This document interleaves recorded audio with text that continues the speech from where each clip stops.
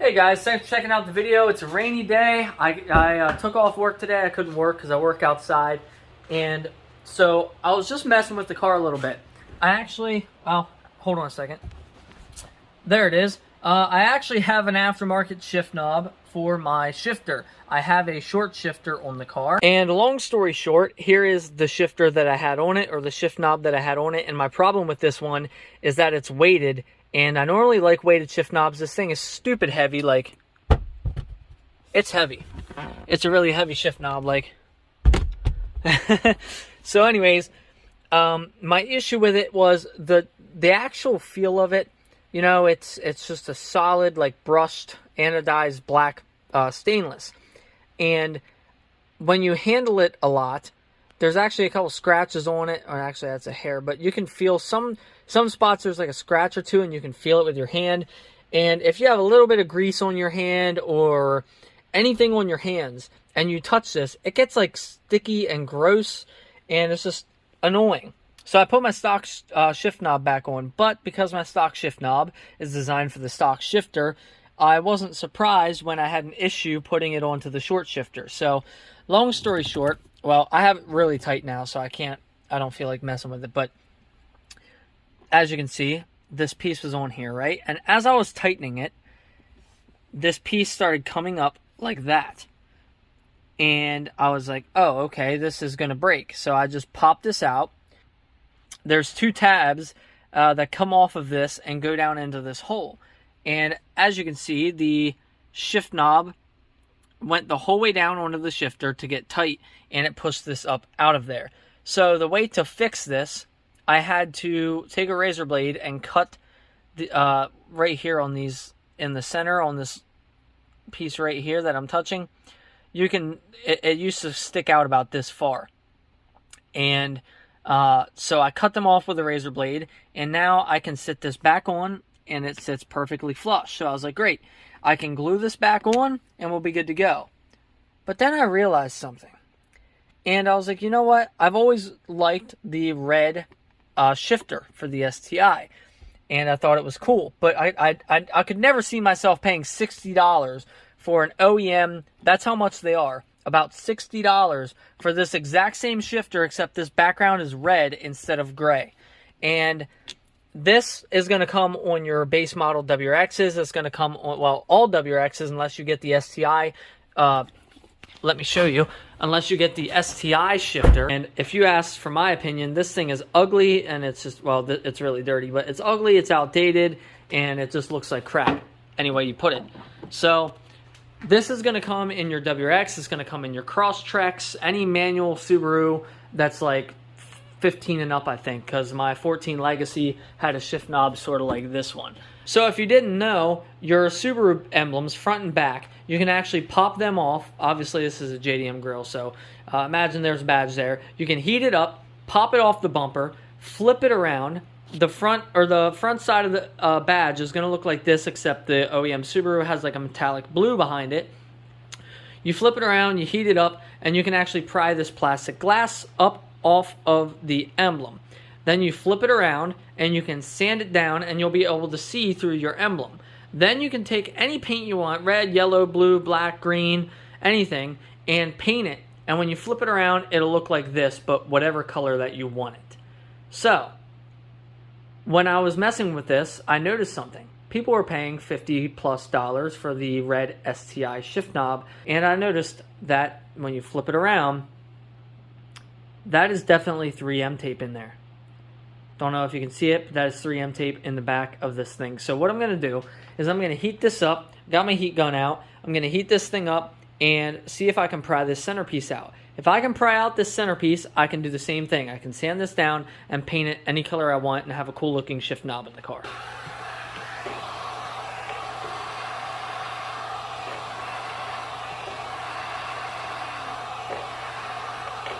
Just hot enough that the 3M starts to loosen up. See if that did anything there. I'm going to go in here with the flat head and just push out a little bit. Look at that. Look at that in the middle. There it is.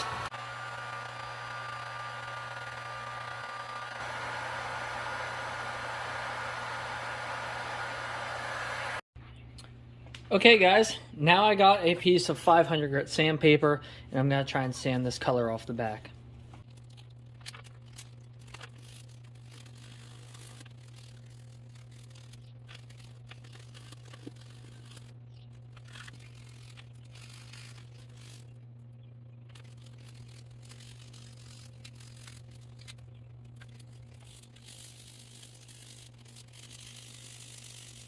So there you have it. I made it wet so the back wasn't as hazy. But after sanding it for a while, you can see basically what it's going to look like. Any color that we put back there will shine or will come through, and we don't even need to clear coat it because the front is so shiny. It will literally just look clear coated on its own. So the original STI shift knob red is sort of like this red on my Grimmspeed banner. It's like a bright red. I'm trying to go with more of like a dark cherry red, like what's on the seats. If I could get this to match the seat color, that would be great. So I think I got pretty close. I started off with a pretty bright red, and I desaturated it a little bit, darkened it a little bit, and it's hard to tell in the video, but that's pretty damn close to the color of the seats. In person, it's pretty spot on. Definitely looks a little more red than the seat in here. Maybe I'll darken it just a drop or two more, but I mean, I think we're pretty close to the color on the seats, and that's what I was looking for. So we get that color right, put it in the middle. You know, it's not up against the seat, so it should look close enough.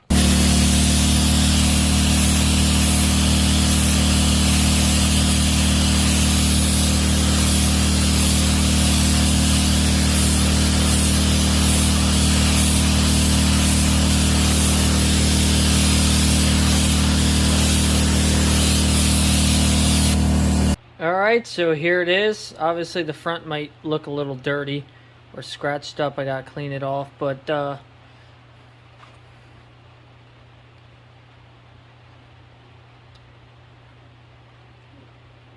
twist that. It has to kind of lock in a certain way, which is weird right there. So there we go. That's about how it's gonna look. I'm going to glue this stuff back in and we'll be good to go. And alright, so now I'm going to use some super strong 3M glue. This is 3M number 04247. Super fast glue, literally super fast. What I'm going to do is I'm going to squeeze some out. Not a lot, just a little bit. On each one of these pegs, there's 3 pegs that kind of go down in here. And I'm kind of going to trail a line of glue just around. A little bit on the top here. That should be more than enough. Get this lined up right. Push that down. And now that thing is not going anywhere. And then when we go to put in the... when we go to put this piece in, I'm just going to put a little dab of glue right in the center and stick it down. Now what I'm going to do before I glue that final piece on is I want to get this thing on here, and I want to get it perfectly tight to where I want it to be. And then I'm going to put a dab of glue on there and glue it on, because what I don't want to do is I don't want to get this thing down, you know, the whole way where it's tight, and then the H pattern be off. So I want to try and get that as centered as I can before the fact, basically.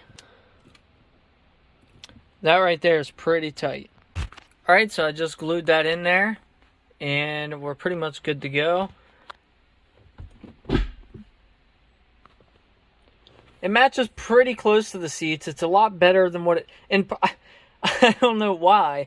In person, it is like almost a dead accurate match. But over the video, it just looks a little bit different. There's the before and after. So that's going to be it for today's video. So I hope you enjoyed it. Like I said, just a small little thing. But little details count, you know, when you're building a car. Every little detail, you know, it's just something cool that you can, you know, show people.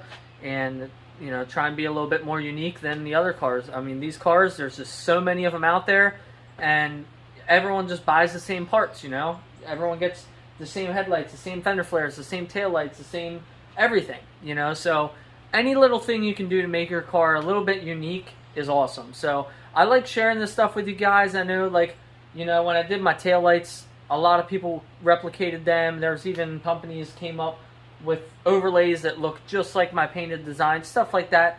So now it's not really it's not as unique as it was when I first did it.